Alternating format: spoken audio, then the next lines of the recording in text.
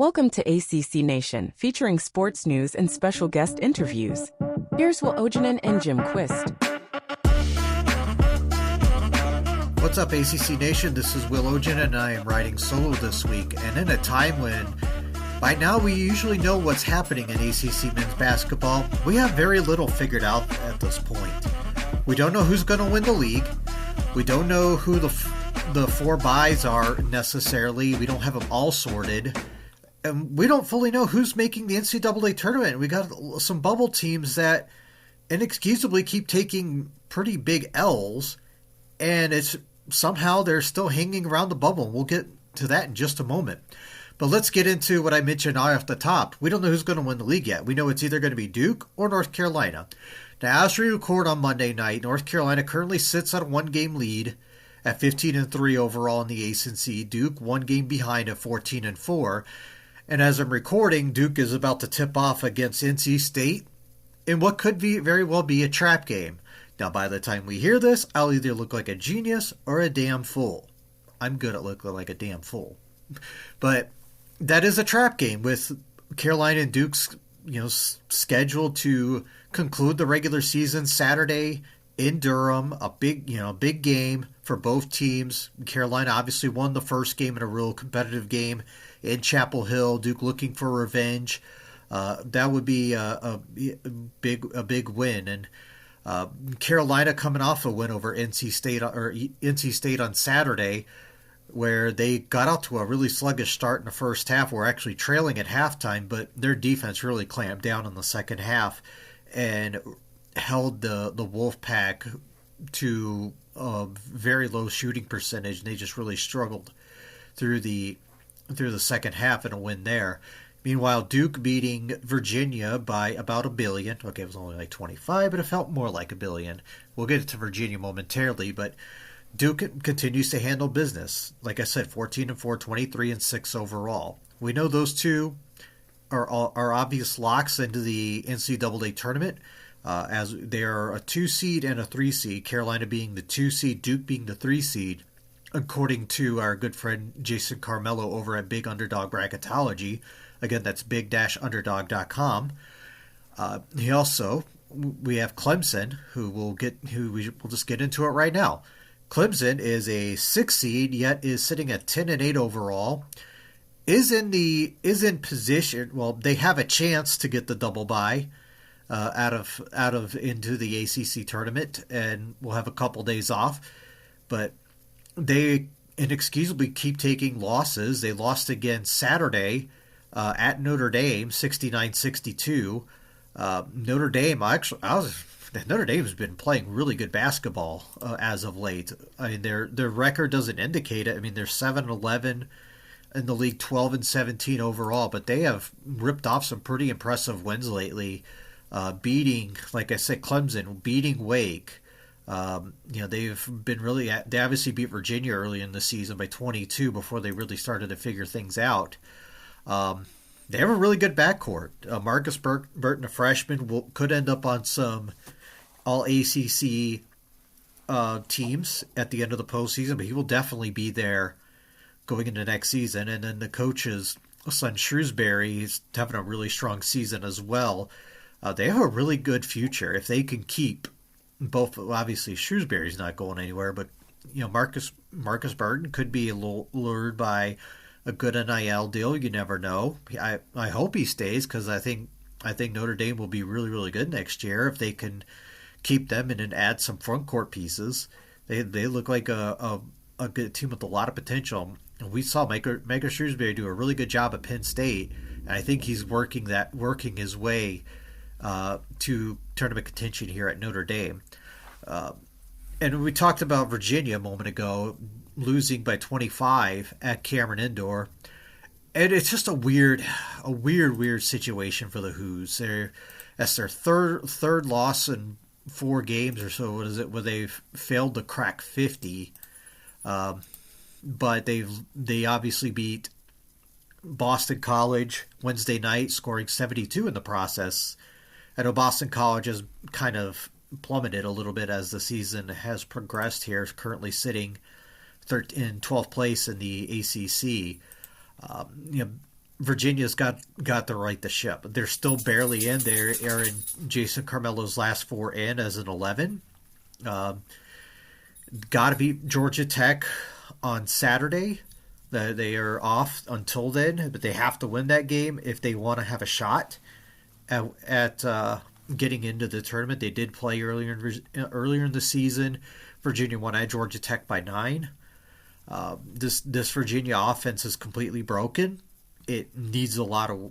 It's obviously at this point not gonna be fixed unless Tony Bennett has that eureka moment and realizes that the offense needs some updates.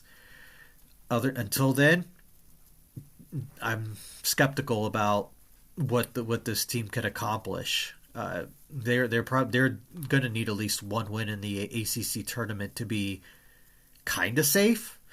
Even if they beat Georgia Tech, they're not a lock by no means. We know we're heading into conference tournament season. The bid thieves are out there. There are some conferences where bid thieves could be lurking.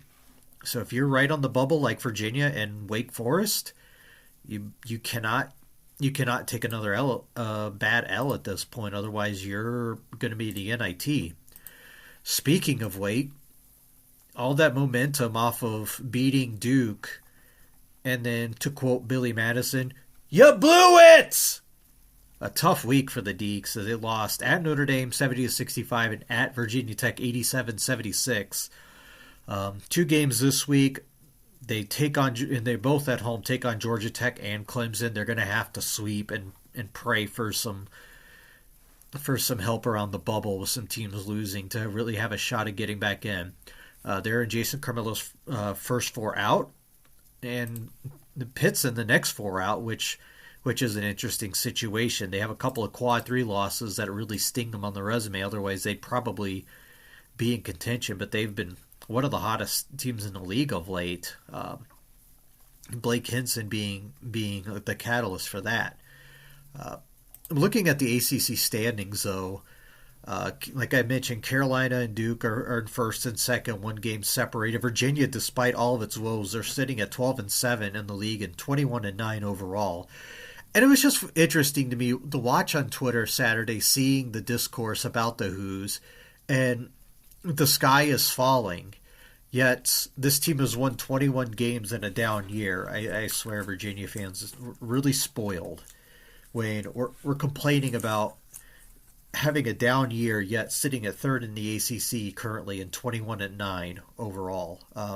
It's just weird. And I made this point on Twitter on Saturday night. I'm like, once Tony Bennett leaves, there's no way the next coach or any coach in the future will win 75% of their games at Virginia like Tony Bennett has.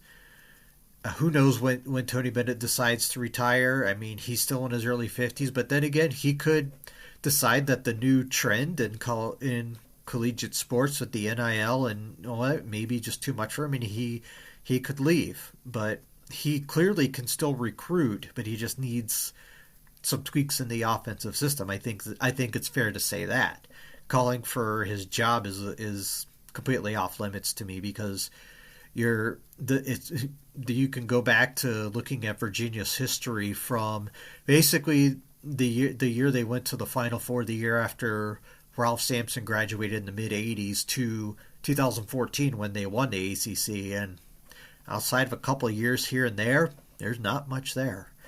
I'm telling you, careful what you wish for. You would never know if you didn't look at the standings who is currently sitting in the last double bye spot in the ACC tournament, in the ACC, sitting in 4th place.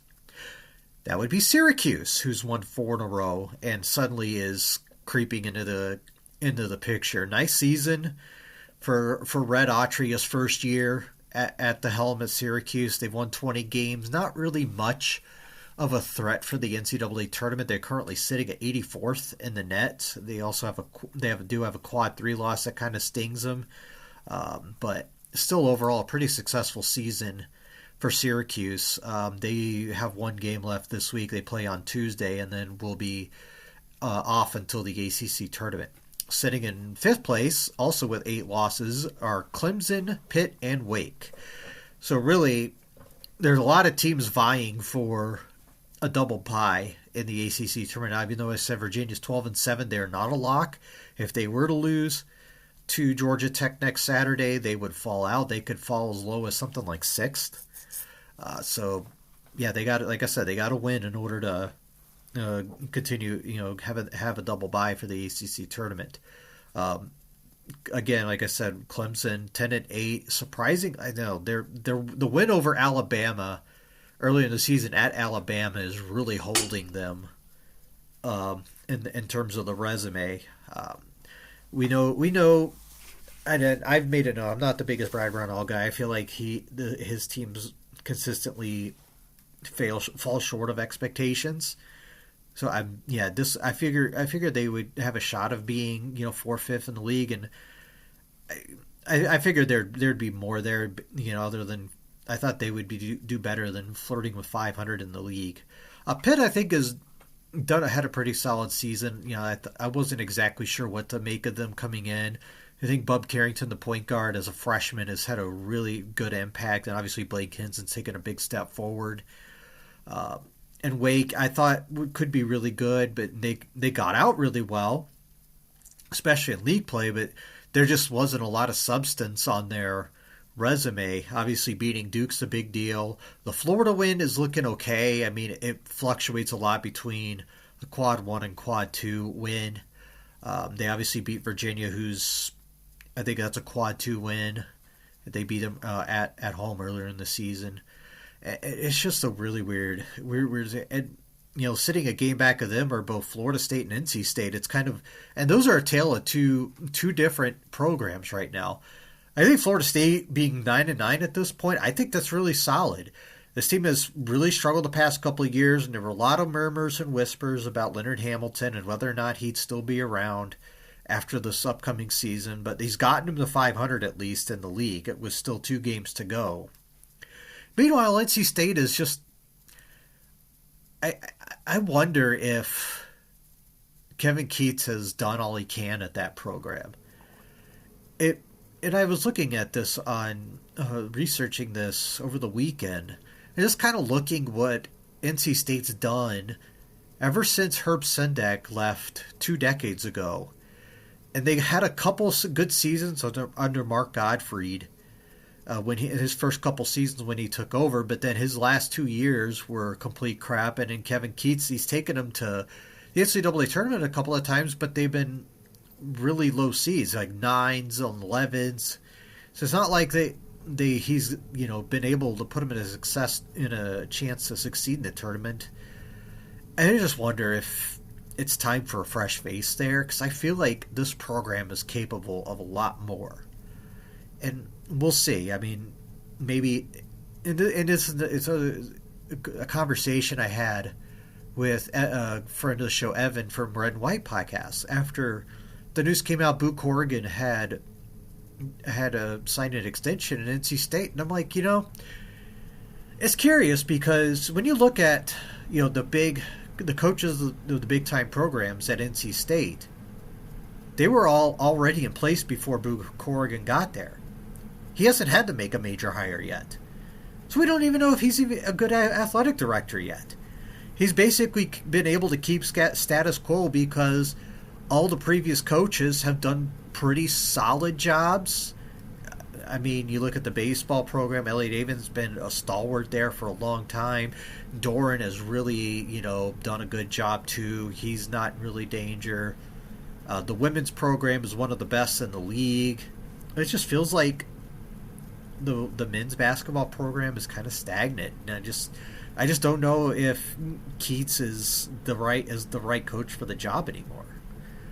So we'll see what happens as we get into the final week of the season here. Just kind of quick take a look at some of the teams in net as of Monday night. North Carolina sitting at number 9, Duke at number 10, Clemson down at 25. Wake Forest at 31, Pitt at 44, and Virginia at 49. Barely hanging in there, but again, the way Notre Dame's played lately, the that loss doesn't look as good. It used to be a quad 3 loss. Now it's a quad 2 loss. So Virginia's 13-0 in quads 3 and 4, 8-9 in the first two quadrants. So just based off of that, it's not bad. But with the way they've been playing lately, like I said, when they've been struggling to get to 50 points, the committee's going to look for a reason to leave them out. And unless they, like I said a moment ago, unless they turn the season around offensively, they ain't going anywhere. It might be in the NIT, and that would be kind of a disappointing season. I think people thought Virginia had a shot to finish, second in the league, and they were playing so well for the good stretch of the season when they had won 8 in a row and were playing like a top 5 team in that stretch. But now after that, they're like in the 200s somewhere. If you look at Bart Torvik, so they're really struggling right now. So before we get into the women's basketball and the end of the regular season there, just a quick update on the D1 baseball rankings, where Wake Forest sits at number 1 overall, sitting at 10-1. Also in the ACC, Clemson at 9-1 is still at number 10. Duke at number 12. Virginia at number 13. NC State at number 14. And North Carolina in at number 16. Not in the polls, but deserves a mention, Florida State. Currently the only undefeated team in the league at 10-0. So great job by the Noles getting off to another strong start. If they keep it up, they'll be ranked next week. So ACC baseball still looks really, really good. We kind of expected that with Wake returning so much from last season's team that went into the College World Series. Let's switch over to the women's side. The season concluded on Sunday. Virginia Tech won the league with a 14-4 league record by 1 game over NC State, Syracuse, and Notre Dame. Louisville and Florida State both 12-6 and 2 games back. So a really competitive league this year. Duke and North Carolina both finished 3 games back at 11-7 overall. So when you look at it, you've got 8 teams separated by 3 games in the ACC. And the league came to a close on Sunday night with Virginia actually upsetting Virginia Tech. And what was just a really, really well-played basketball game. Virginia pulling off the upset. That was their 7th win in conference. They finished 7-11 in the league. 4 of those wins were against AP top 25 teams. So it shows that when they've been playing a lot better lately, but they had such a rough stretch in the middle of the season, kind of the polar opposite of the men, where they just kind of had a rough stretch and just couldn't really steer out of it. And then finally they started playing better as the season concluded, culminating with the upset win over Virginia Tech, and what was a very, like I said, a well-played and emotional basketball game on both sides. We're still awaiting word, as Elizabeth Kitley was injured during the game against Virginia, and as of recording, we do not know the extent to the injury. Kenny Brooks did not say much during his press conference today, but that's 23 points a game right there. That's arguably the best player in the ACC, or at least the top 2 to 3. And if she has to miss time, that's going to be a real stinger for the Hokies, who again are looking really, really strong. We'll get to the bracketology side in just a moment. But as I said, the regular season is concluded, and the ACC tournament is kicking off this Wednesday in Greensboro. Matchups we do know as of right now: on Wednesday, Boston College will take on Clemson, Pitt will take on Georgia Tech, and Wake will take on Virginia. Those 3 games will be Wednesday. Game times 1, 3:30, and 6:30 approximate, obviously, especially with the middle game, because there's always the you know how it is. They try to book 30 minutes in, but unless you're the CW, you still haven't figured that out. And the game we do know on Thursday is Miami and North Carolina. That'll be the second game Thursday. Tip off approximately 1:30 Eastern. So let's look into the bracketology, and this is courtesy of our friends over at herhoopstats.com. Virginia Tech, the aforementioned Hokies, are sitting at number 2 as a 2 seed, NC State, a 3 seed.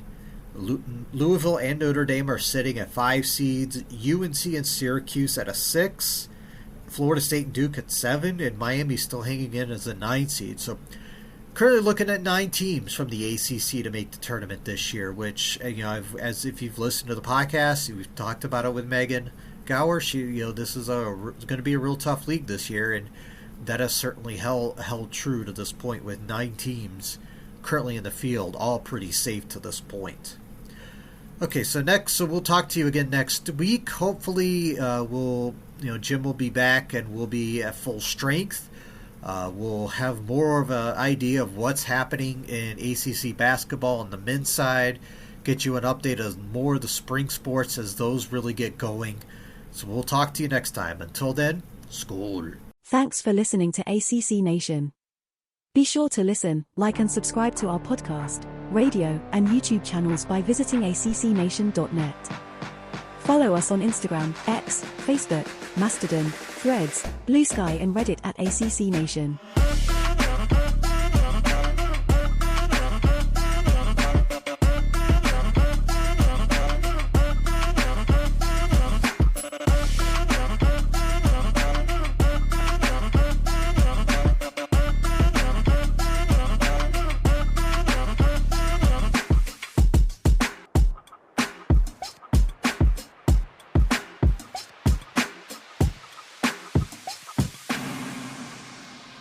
ACC Nation.